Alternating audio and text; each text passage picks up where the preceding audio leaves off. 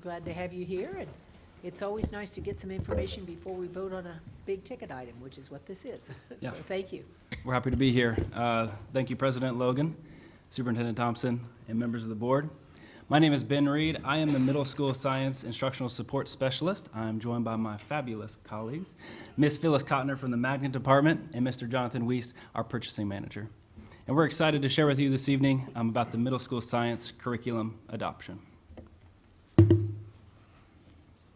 All of the work that you will hear tonight is in support of the Student Engagement and Success Workgroup target, as you see there, to identify, recommend, and implement the use of curricular resources that support district initiatives. I want to share with you a brief history of science adoptions in our district. The last adoption was in the year 2000. So you may recall that the iPhone was yet to be released, Pluto was still a planet, and I was in the 5th grade. So let that sink in a little bit. The next generation science standards were adopted, released in April of 2013, and our state quickly adopted those the summer thereafter. So our curriculum has been out of alignment now for 7 years. And that's what led us to this work, is to begin adopting a new curriculum. As you can see by our timeline, we've been very busy over the last year, and that brings us to February, where we're happy to share with you our results. Back in September, we had a team that really dissected 7 different curriculum companies. We had classroom teachers there, ESOL and special education representatives, as well as WSU faculty, who really helped us pre-screen all of those curriculum companies to narrow it down to our top 3. And one of the things that was very important when they were going through the screening process was to ensure that it aligned with next generation science standards, and those are our state standards and also used by our district. And so they were checking to make sure that any curriculum we were interested in had that alignment in place.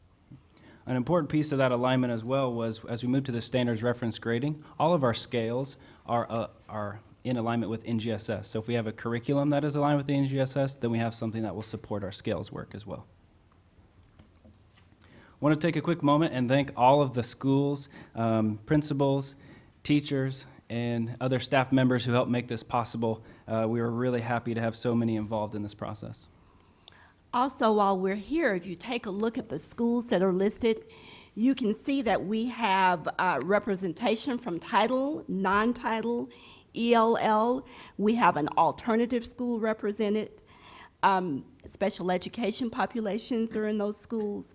So we did everything possible to ensure that the diversity of our district was represented in the pilot. So in October, we were able to bring in all of the teachers that were going to pilot the material for us, along with the 3 vendors from the top 3 chosen curriculum.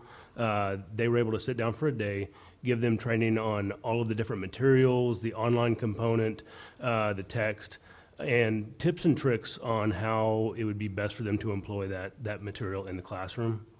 Moving on through from October to December, mid-December, we actually did the pilot. This gave the 3 of us an opportunity to actually get out there and get some really good anecdotal data, really hear what the teachers thought, what the students thought, which we got some really great information from just those conversations, sitting down, talking to them, seeing how engaged they were, see what they thought, what they thought about, as compared to what they had been using for the year before that. And then in mid-December, we were able to sit down with each of those teachers again and actually allow them to sit and compare notes. Then we filled out a rubric which actually started to indicate which one of the curriculum we would actually be recommending. Then, we were actually able to hear a lot more about how they felt about each of the different curriculum. And then they could also hear each other talk about, because each group piloted their own, so they didn't get to see any of the others. So this gave them an opportunity to actually hear what the others thought of the different curriculum that we had out there. Another important piece of feedback that we collected in December was student feedback. So we were able to send out a Google form, and 650 of our students participated in that survey. Were able to tell us how they felt about the curriculum that they were exposed to over the last quarter. So this information was then presented to the Student Engagement and Success Workgroup, and they evaluated all of the feedback. The first piece they looked at was the overall teacher feedback that we collected at that December meeting. That was more of a holistic rubric that really got the big picture perspective of how they felt their curriculum went. As John mentioned, we also obtained student feedback, so as the students participated in different learning activities throughout the pilot time, they worked and gave feedback on how much did that help their learning. Here's where they were and how much did it help them understand the concepts that were being taught. So a very important piece is knowing how is this book working with the kids who are actually be in it. The learning experience data was using a third-party rubric to really hyper-analyze specific learning opportunities that were provided by the curriculum. How much did they support the student learning, and how much did they support our teachers as far as resources go? And they were able to provide us a rating from that. For the curriculums that we looked at, we also we also analyzed technology, so to see how well that worked with our district, and also what were the data pieces that we could pull to inform teachers. And lastly, we reviewed a comprehensive professional development plan to ensure that our staff was ready to roll with the new curriculum. And that's why that based on all the data that we compiled, it is our recommendation that we adopt STEMScopes as our next middle school science curriculum. As we mentioned previously, we had the student feedback piece, but we also had the opportunity to talk to students.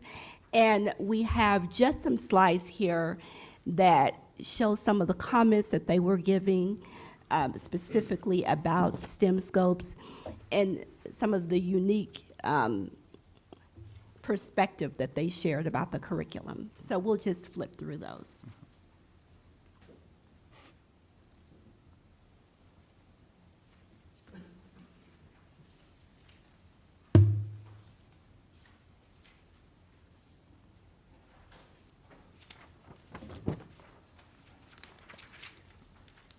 So as you can see, our students really enjoyed STEMScopes and are excited to start using it.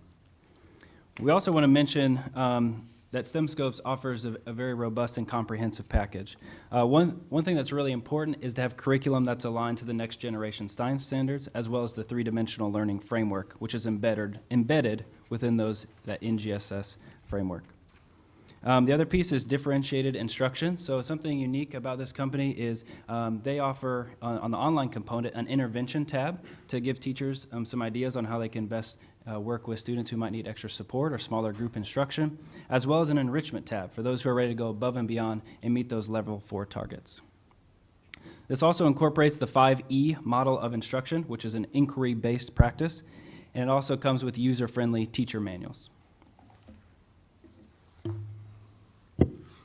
And as I mentioned before, it comes with textbooks, student journals, and a lot of hands-on materials, lab materials that are pretty comprehensive, good quality, and help to illustrate the different lessons as they work through it. We also have dual language materials and technology that helps with both the student and the teacher use. Then finally, all of these products are customizable. So not only are we getting what we need now, but as we work our way through the years, this is a 7-year adoption that we're recommending. As we work through each year, we can purchase based on what we actually need. And we'll learn more about that as we work through this process and how much we use of each of the different materials. I want to expound a little bit more on the customization piece. Looking at it from the teacher perspective and student perspective, all of the textbooks are customizable. So the set of 6th grade textbooks can be customized with only the topics that we cover in 6th grade. Same thing with 7th grade and 8th grade. That will help eliminate a lot of paper waste. Same thing with the hands-on kits. Those kits will align with the textbooks. So your 6th grade teacher is only receiving 6th grade hands-on kits. And then the last piece would be the online component.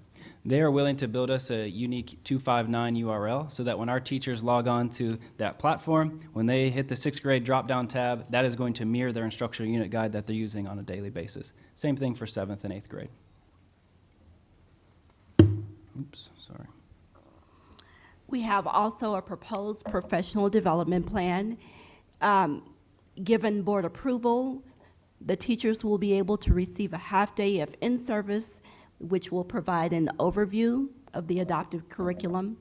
You can see that we have February through August that the company has agreed that they would be able to allow access to the online component so teachers could begin planning, collaboration, and preparing for the materials. We have April, July, and September. Those dates aren't up there, but you can see the plans going forward as far as getting staff and coaching support prepared and ready to rock and roll with this curriculum. So it is an exciting time to teach science, and it's an even more exciting time to teach science in 259. So we're excited for things to come, and thank you for the opportunity to be able to share with you this evening. We'd like to open it up for any comments that you might have. Wow. You've overwhelmed us. We don't have it. I just, my one question is, will you absolutely promise me it won't be 20 years before we adopt another science textbook? Pending legislation and funding, yes, ma'am. Pop out. My one question on this, because I know you ran 3 pilots, and when you were ranking and going through all the decision-making to end up with this one, how much difference was there between this one and the other 2? Mhm. Was this a clear choice? In the end, it definitely was the clear choice. Did you want to speak to that? Okay, so there was one company that after the overall rubric, it was very clear that they were not going to be an option. And that left with 2 to compare to. But when you look at the customization features and the online components of STEMScopes, it's really what separated them and gave them that edge. Okay, and one other question, and that's in regards to your customization, where you're talking about the online pieces. And you said that we can have those automatically through the company customized to match to our pacing guides and scope and sequence, is that correct? That's correct, yes, ma'am. Okay, so that when a teacher gets it, they don't get the company's package, they get a package that matches to what we want our staff to do, correct? That's correct, yes, ma'am. We very specifically asked them and explained to them that we were going through the SRG process, and if they had experience working with that and would they be able to support it.